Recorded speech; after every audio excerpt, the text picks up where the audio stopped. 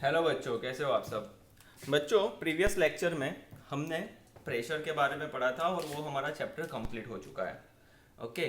हमने force and pressure दो chapters जो हमारे 8 स्टैंडर्ड में आ रहे हैं, ओके, वो हमारे कंप्लीट हो चुके हैं। ठीक है।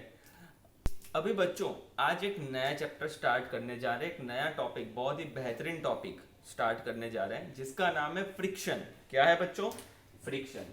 चलिए, अब बच्चों फ्रिक्शन मैंने जैसे ही वर्ड बोला, आपको आपके दिमाग में बहुत सारी चीजें चलने तो लगी गई होगी। फ्रिक्शन तो आपको वर्ड तो पता ही है।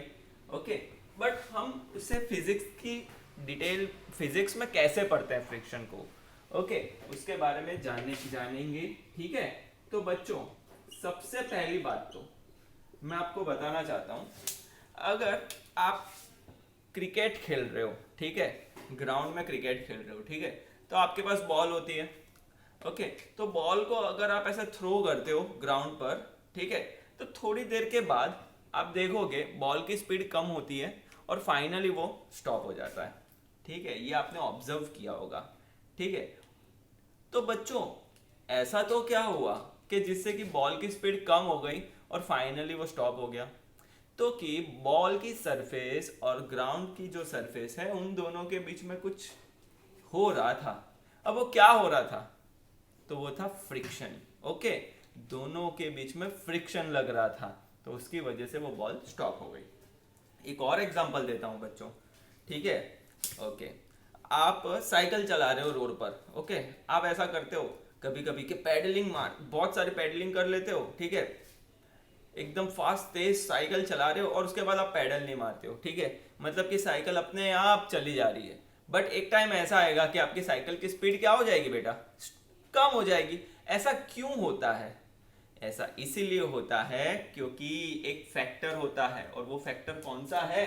फ्रिक्शन, जो कि आज हम पढ़ने जा रहे हैं। ठीक है। तो चलो हम लोग गहराई में जाते हैं फ्रिक्शन की। ठीक है। ऐसे बहुत सारे एग्जांपल्स हैं, मैं जो आपको इन बिटवीन बताता जाऊंगा। अब बच्चों, मुझे आपको साइंस की लैंग्वेज में हम फ्रिक्शन को कैसे समझे वो समझाना चाहता हूं। तो सपोज करो बच्चों, यहां पर मैं एक सरफेस ड्रॉ कर रहा हूं, ठीक है। ओके, यहां पर मैं एक सरफेस ड्रॉ कर रहा हूं, देखना ध्यान से, समझने की कोशिश करना। ओके। तो देखो यहां पर एक सरफेस है। ओके। उस सरफेस के ऊपर मैंने एक बॉक्स को रखा हुआ है, एक बॉक्स प्लेस किया हुआ है मैंने। ठीक है। तो चलो बॉक्स रख लेते हैं यहां पर। ठीक है। ओके, यहां पर मैंने एक बॉक्स रखा। ओके, ये एक बॉक्स है। अब बच्चों, आपको करना क्या है?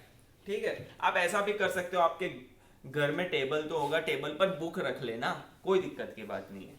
ठीक है। अभी यहां पर मैंने एक सरफेस है, इस सरफेस के ऊपर मैंने बॉक्स को रखा हुआ है। अब मैं क्या कर रहा हूं? मैं इस बॉक्स पर फोर्स लगा रहा हूं। क्या कर रहा हूं बच्चों? फोर्स लगा रहा हूं। ओके। कितने भी न्यूटन का फोर्स लगा दो आप, ठीक है, मैं फोर्स लगा रहा हूं, मतलब। ओके। तो यहां पर मैं लिख देता हूं फोर्स। अच्छा, मैं फोर्स कौन सी डायरेक्शन में लगा रहा हूं बच्चों? Okay, in which direction I am applying the force? In right hand side. Okay, मतलब कि मैं राइट साइड पर फोर्स लगा रहा हूं। ओके। तो बच्चों, क्या होगा? पहला केस मैं ये बताऊंगा आपको कि जब मैं फोर्स लगा रहा हूं ना बच्चों, तो बॉक्स मूव नहीं हुआ।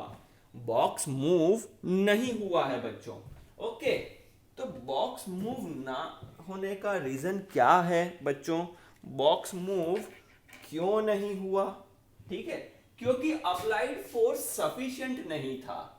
ठीक है, the force was not sufficient. Okay. तो इसीलिए बॉक्स मूव नहीं हुआ। ठीक है। अभी मैंने क्या किया? मैं और जोर से फोर्स लगा रहा हूं। Still still the box is in rest. Okay. मैंने फोर्स की मैग्नीट्यूड को बढ़ा दिया, तो भी बच्चों बॉक्स मूव नहीं हो रहा है। तो ऐसा तो क्या रीजन है कि बॉक्स मूव नहीं हो रहा है? तो मैं आपको बताता हूं, ध्यान से देखना। ये जो सरफेस है ब्लैक कलर की, और ये जो बॉक्स है उसकी जो सरफेस है ब्लू कलर की, वो दोनों एक दूसरे के साथ इंटरलॉक हो चुकी है बच्चों। क्या हो चुकी है? इंटरलॉक हो चुकी है। ओके, इस चीज को मैं और डिटेल में ले जाना चाहता हूं बच्चों। ओके, ये बॉक्स इस सरफेस के साथ इंटरलॉक हो चुका है, ठीक है, इसीलिए बॉक्स मूव नहीं हो रहा है। बट ऐसा जरूरी थोड़ी नहीं है कि बॉक्स मूव ही नहीं होगा, ठीक है। होगा क्या? मैं और जोर से फोर्स लगा रहा हूं, फोर्स लगने पर बॉक्स मूव करना स्टार्ट करता है। बॉक्स क्या कर रहा है? मूव होना स्टार्ट होता है। तो बच्चों, एक ऐसा फोर्स था जो बॉक्स को मूव नहीं होने दे रहा था, मूव नहीं होने दे रहा था। और वो फोर्स कौन सा था? Friction force. बच्चों, मैंने फोर्स चैप्टर में आपको पढ़ाया है, types of force. Types of force में मैंने आपको पढ़ाया था कौन सा फोर्स? Friction force. याद करिए, नोट्स निकालिए, उसमें चेक कीजिए कि एक फोर्स मैंने लिखवाया हुआ था, वो था फ्रिक्शन फोर्स। तो यही चीज आज हम पढ़ने जा रहे हैं बच्चों। तो ये जो फ्रिक्शन फोर्स है वो लग कहां रहा है, ध्यान से देखना। अब ये बॉक्स है, ये सरफेस है। ओके, तो बच्चों, जो सरफेस बॉक्स की जो सरफेस इस ब्लैक सरफेस के साथ कांटेक्ट में है,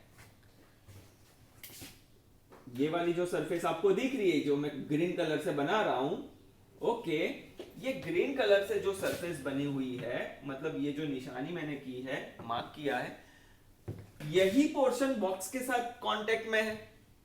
तो यहीं पर फ्रिक्शन फोर्स लगेगा। कहां लगेगा बच्चों? यहीं पर फ्रिक्शन फोर्स लगने वाला है। तो मैं यहां पर लिख दूंगा कि यहां पर फ्रिक्शन फोर्स है, यहां पर लिख देते हैं फ्रिक्शन फोर्स, ठीक है। अब बच्चों, मुझे एक बात बताइए आप कि फोर्स कौन सी डायरेक्शन में लग रहा था? फोर्स कौन सी डायरेक्शन में लग रहा था? राइट हैंड साइड डायरेक्शन में लग रहा था। बॉक्स मूव नहीं हो रहा था। ओके, बॉक्स मूव नहीं हो रहा था। क्यों नहीं हो रहा था? क्योंकि फ्रिक्शन फोर्स लग रहा था। तो फ्रिक्शन फोर्स की डायरेक्शन कौन सी होनी चाहिए? लेफ्ट हैंड साइड की होनी चाहिए। कौन सी होनी चाहिए बच्चों? लेफ्ट हैंड साइड की होनी चाहिए। ध्यान से पढ़ें इस चीज को। ओके, फ्रिक्शन फोर्स कहां पर था? सरफेस पर था, बट कौन सी साइड लग रहा था? लेफ्ट हैंड साइड पर लग रहा था। तो बॉक्स मूव नहीं हो रहा था बच्चों। इसका मतलब जो हम फोर्स लगा रहे थे उसे कौन बैलेंस कर रहा था? फ्रिक्शन फोर्स बैलेंस कर रहा था। कौन बैलेंस कर रहा था बच्चों? फ्रिक्शन फोर्स बैलेंस कर रहा था। और जब भी बैलेंस्ड फोर्स लगता है, तो मैंने आपको ऑलरेडी बताया है फर्स्ट चैप्टर फोर्स में, अगर बैलेंस्ड फोर्स लग रहा है तो टाइप ऑफ फोर्स क्या होगा? बैलेंस्ड फोर्स होगा। कौन सा फोर्स होगा बेटा? Balanced force. तो इस चीज को भी मैं यहां पर लिख देता हूं। If applied force is equals to friction force. Okay, अब दोनों की डायरेक्शन तो अपोजिट है। Okay, and if the object is not moving, then the applied force is known as balanced force. And if the object is moving, if the object is changing its position due to applied force, then we can say that the applied force is unbalanced force. क्योंकि unbalanced force लगाया तभी तो move हुआ। अभी तो क्या हो रहा है कि फोर्स हमने लगाया है, बट फ्रिक्शन फोर्स उसे क्या कर रहा है? बैलेंस कर रहा है। अगर बैलेंस कर रहा है तो टाइप ऑफ फोर्स क्या हुआ? बैलेंस्ड फोर्स हुआ बच्चों। ओके, तो but type of contact force कौन सा हुआ? वो तो फ्रिक्शन फोर्स ही हुआ ना, जो कि हमने ऑलरेडी पढ़ रखा है। तो बच्चों, यही चीज है कि फ्रिक्शन फोर्स कौन सी डायरेक्शन में लगेगा? जिस डायरेक्शन में आपने फोर्स लगाया है उससे अपोजिट डायरेक्शन में लगेगा। इज इट क्लियर बेटा? तो ये चीज आपको ध्यान में रखनी है। अब मैंने आपको एक चीज बताई थी कि बॉक्स और ये जो ब्लैक कलर की सरफेस है जिसके ऊपर बॉक्स रखा गया है, इन दोनों सरफेस के बीच में इंटरलॉकिंग हो गया है। ओके, क्या हो गया बेटा? इंटरलॉकिंग हो गया है। अब वो इंटरलॉकिंग कैसे होता है वो अभी मैं नहीं पढ़ाने वाला, वो मैं नेक्स्ट सेशंस में पढ़ाऊंगा, ठीक है। बट बच्चों, मेरा ऐसा बिलीव है, ओके, जैसे कि मैंने आपको फोर्स पढ़ाया था, तो फोर्स की डेफिनेशन मैंने डायरेक्ट नहीं बताई थी आपको।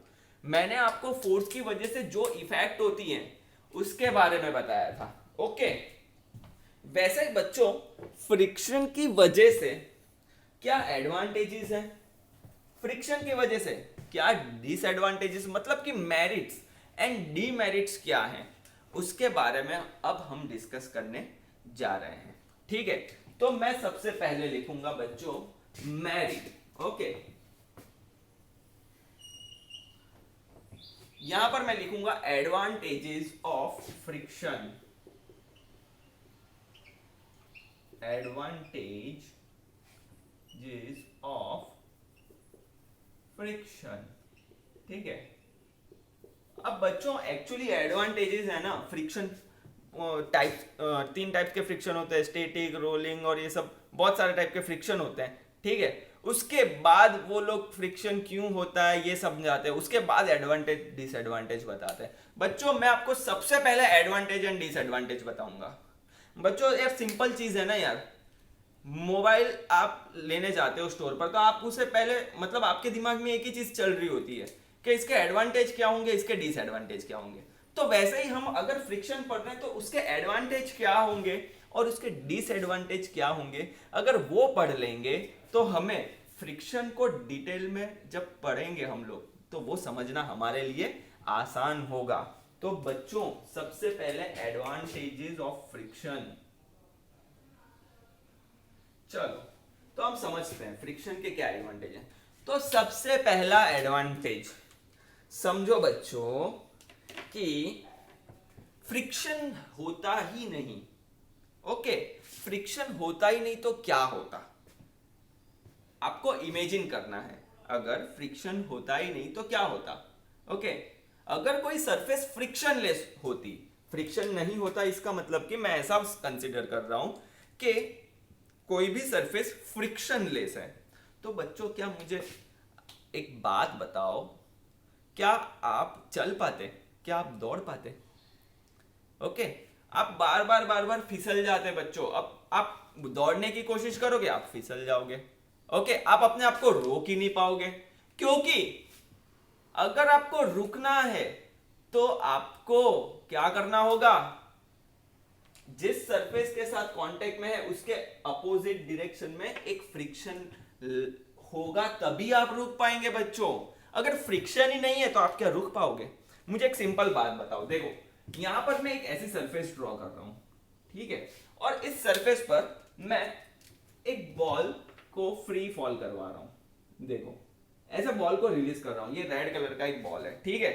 अब इस रेड कलर के बॉल को क्या कर रहा हूं बच्चों, मैं ऐसे छोड़ रहा हूं।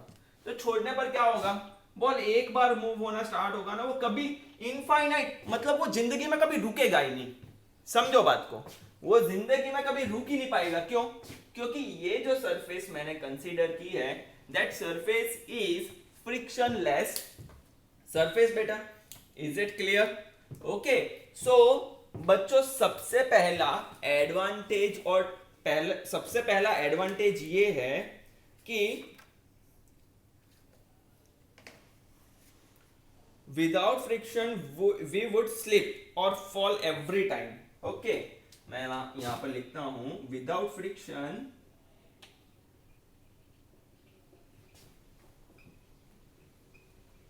We would sleep, okay, we would sleep and fall every time and fall every time, okay, when we attempt to walk, okay, जब हम चलना या दौड़ना चाहते हैं हम लोग गिर जाएंगे, ठीक है। ओके, तो बच्चों फ्रिक्शन का एडवांटेज क्या है कि we can walk easily, we can run easily, ठीक है। So this is one advantage. Okay, is it clear बच्चों?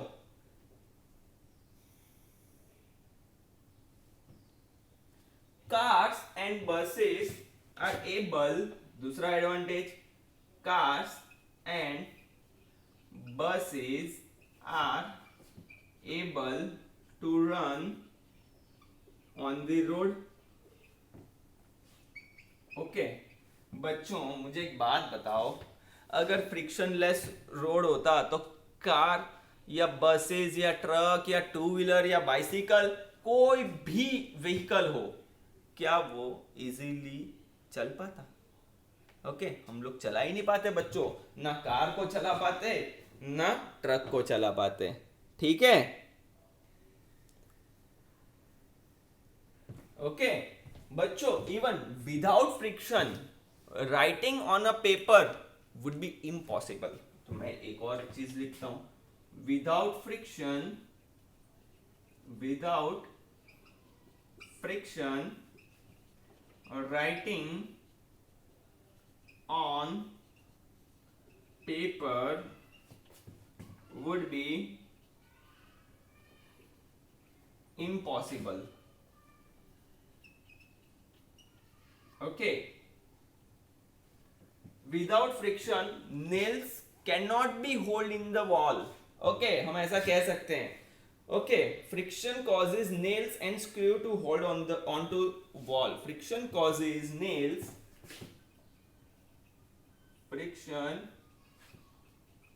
causes nails and screws to hold onto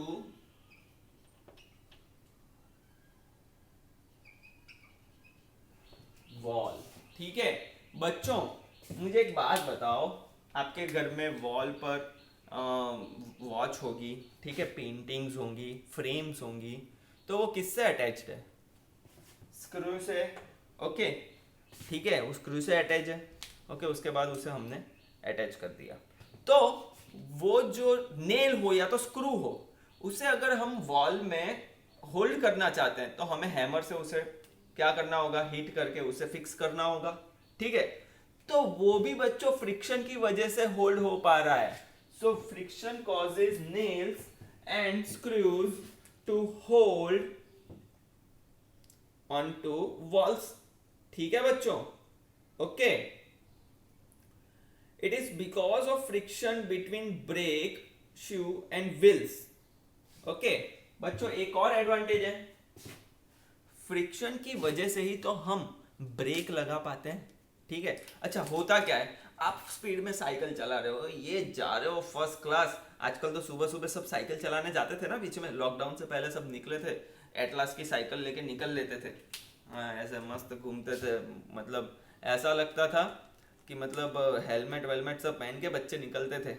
okay आपने सुना होगा कि ये फलाना फलाना जाता है, मतलब हेलमेट पहन के, स्पोर्ट्स शूज पहन के साइकिल साइकिल चलाने जाता है। अब वो साइकिल चला रहा है एकदम तेज, फर्स्ट क्लास जा रहा है। अब अगर ब्रेक ही नहीं लगेगी तो वो रुकेगा कैसे? ठीक है, तो साइकिल्स में क्या होती है, ब्रेक होती है।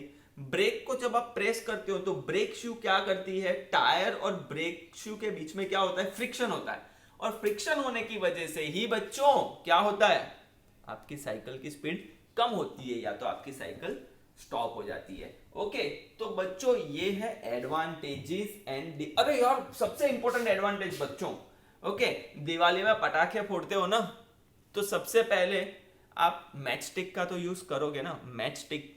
ओके तो सबसे पहले दिया जलाने के लिए मैच स्टिक का यूज करोगे, तो मैच स्टिक किसकी वजह से लाइट दे रही है? ओके क्यों जल रही है मैच स्टिक? फ्रिक्शन की वजह से। तो मैच स्टिक का जो बॉक्स होता है, उस बॉक्स के साइड में जो सरफेस होती है उस पर आप हाथ लगाना। ओके ऐसे हाथ लगाना तो आपको ऐसा लगेगा कि यार बहुत ही फ्रिक्शन है, तो उसी फ्रिक्शन की वजह से तो वो फायर होती है मैच स्टिक। ठीक है, तो due to friction, okay due to friction we can light a match stick. Okay मैं यहां पर लिख देता हूं, okay due to friction, due to friction we can light up the matchstick. Okay बच्चों, तो ये रहे एडवांटेजेस। क्या है बच्चों? ये है advantages. Okay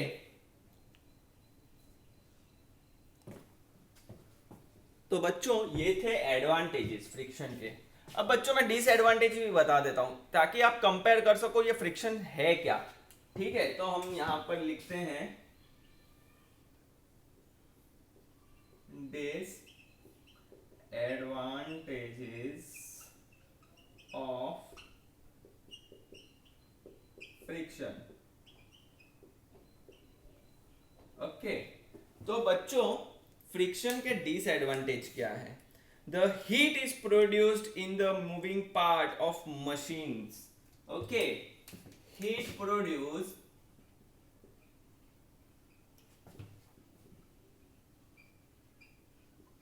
in the moving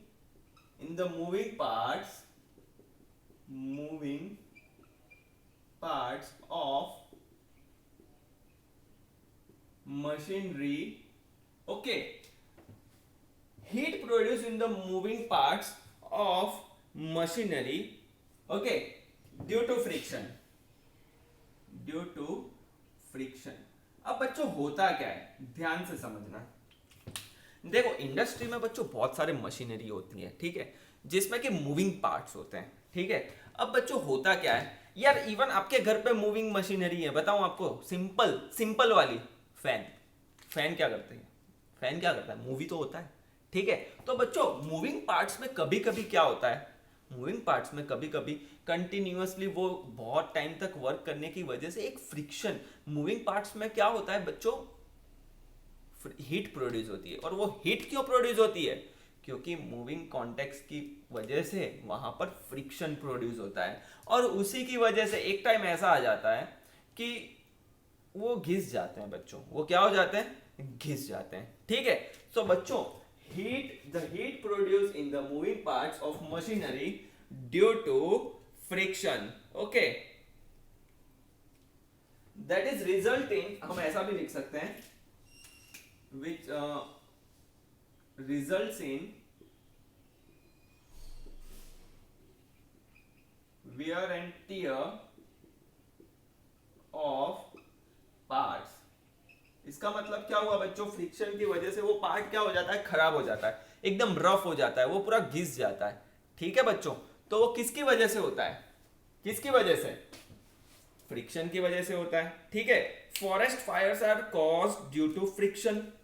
बच्चों आपने अभी सुना होगा कि ऑस्ट्रेलिया में फॉरेस्ट में फायर हो जाए, मतलब आग लग गई, तो वो भी बच्चों फ्रिक्शन की वजह से होता है. पता है कैसे, जो ट्रीज होती है ना, ट्रीज की जो ब्रांचेस होती हैं, उस ब्रांचेस के बीच में फ्रिक्शन होने की वजह से भी क्या हो सकता है, फायर लग सकती है. ओके, आग लग सकती है. तो हम लिख सकते हैं forest fires are caused due to friction. Forest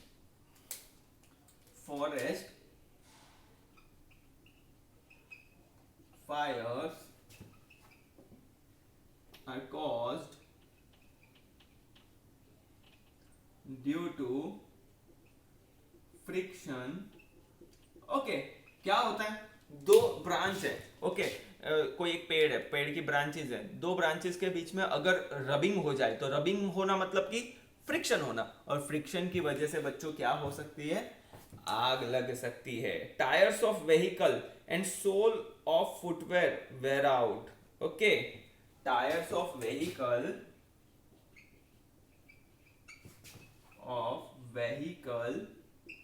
and soles of footwear wear out due to friction. बच्चों मुझे एक बात बताओ, आपके पास सैंडल है या शूज है या कुछ भी है, ठीक है, क्या वो 5-5 10-10 साल चलते हैं? आप उसे यूज, ऐसा नहीं घर में पड़े रखोगे तो चलेंगे, बट अगर आप उसे यूज करते हो तो फुटवेयर की जो सोल होती है वो पूरी क्या हो जाती है, घिस जाती है, और एक दिन फट के उसे फेंकना पड़ता है. क्यों होता है, फ्रिक्शन की वजह से होता है बच्चों. क्यों होता है बच्चों, फ्रिक्शन की वजह से होता है. ओके बच्चों, तो समझो बच्चों, ऐसा नहीं है कि फ्रिक्शन के एडवांटेज ही हैं, डिसएडवांटेज भी हैं. ओके, तो ये रहे डिसएडवांटेज, ये रहे एडवांटेज बच्चों. ओके, तो बच्चों आई होप आपको एडवांटेज एंड डिसएडवांटेज समझ में आए होंगे, ठीक है. ओके, हम लोग फ्रिक्शन में अगर, तो अभी तो बहुत डिटेल में जाना है हमें, ठीक है. ओके, आज तो मैंने आपको थोड़ा सा छोटा सा कंसेप्ट बताया है और उसके एडवांटेज एंड डिसएडवांटेज बताए हैं बच्चों. नेक्स्ट लेक्चर्स में हम लोग फ्रिक्शन के बारे में डिटेल में पढ़ने वाले हैं, बट हाँ आपको एक बेसिक आइडिया जरूर लग गया होगा एडवांटेज एंड डिसएडवांटेज पढ़ने पर। और बच्चों मेरा ऐसा मानना है कि कोई भी चीज पढ़े तो उसके एडवांटेज एंड डिसएडवांटेज अगर हमें पता हो तो हमें पढ़ने में मजा आता है। तो बच्चों आपको पता चल गया होगा कि फ्रिक्शन के एडवांटेजेस क्या है और डिसएडवांटेजेस क्या है बच्चों। आई होप बच्चों आपको समझ में आया होगा। अगर नहीं समझ में आया है तो बच्चों कांटेक्ट करो आप, ठीक है। शर्माना नहीं है, डरना नहीं है, सर को पूछना है अगर नहीं समझ में आए तो, ठीक है। और हमारी मिस्टेक्स को सुधारना है, करेक्ट करना है और जबरदस्त रिजल्ट लाना है, ठीक है। ओके, आज के लिए इतना ही। थैंक यू वेरी मच बच्चों।